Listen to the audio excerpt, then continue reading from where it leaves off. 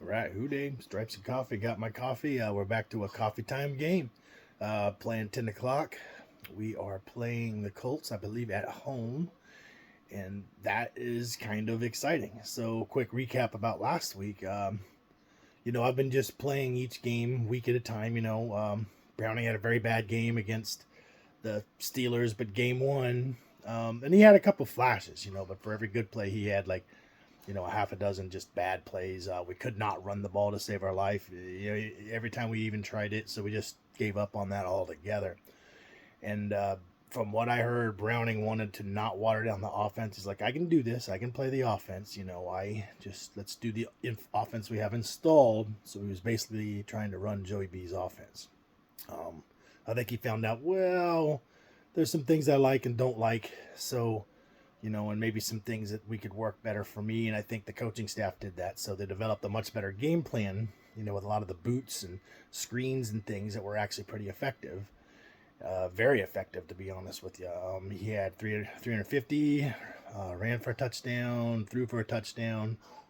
Um, yeah, 86.5% completion percentage, which was insane. And a lot of the throws were at or behind the line of scrimmage, but there were quite a few down the field. And he got a big shot to Chase, where left them single covered for some reason. It didn't look like he had any safety help, and Chase beat his man, and Jake got it to him, 70 or 80-yard touchdown or whatever that was. So looked great. What was even better is we were running the ball well. We were able to, we did a really good job, and Chase Brown actually had some of that explosion that I think will make this run game better. So if we can block in a manner that allows us to run the ball again, I think that could be key for today. So, but my biggest thing is I am still taking it kind of game by game. We had this in the Brandon Allen year where he had those games after Burrow went down in his rookie season.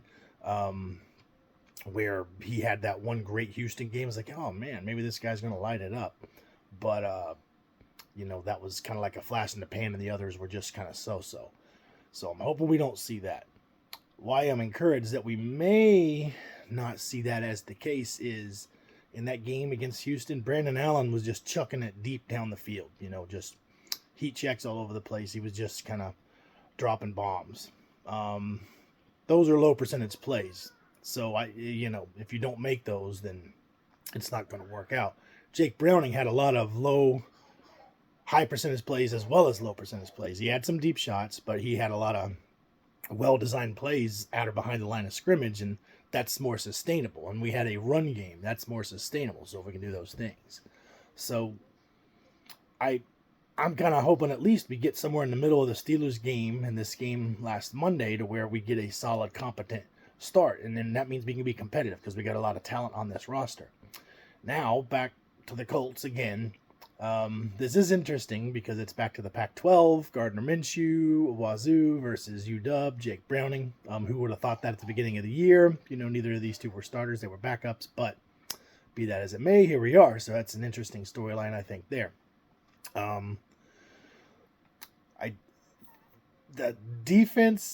The defensive line at least is a lot better. So I don't know how their secondary is. I don't think they're anything necessarily to write home about, but they're not bad either. But their biggest, hurdle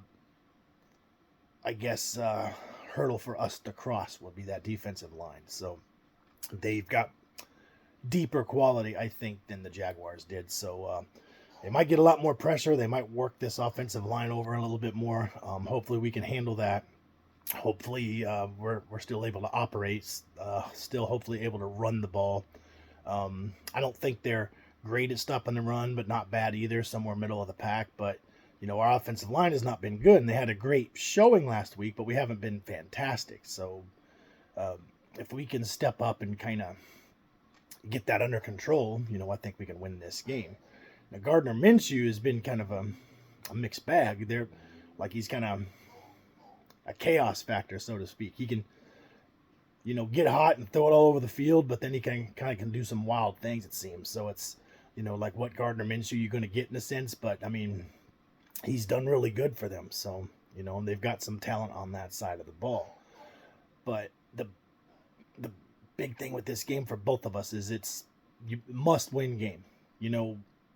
As our team, the Bengals and Bengals fans, we know we have very, very, very little room for error in this. So we could probably only afford one loss, maybe two. We get to 9-8, and maybe there's a slight chance we slip in with that record, which I don't know if a team's going to do that.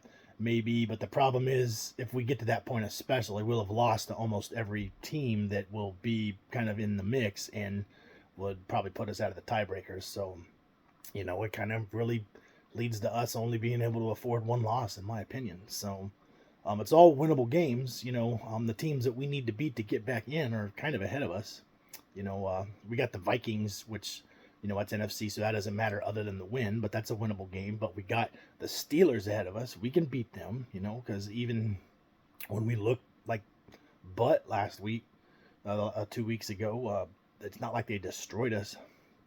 So I feel that's a winnable game. The Browns, they're kind of struggling, especially with their quarterback situation, so that's beatable. I mean, the Chiefs would be the hardest team, but they're a little more vulnerable than they have been. So, it's very possible we win,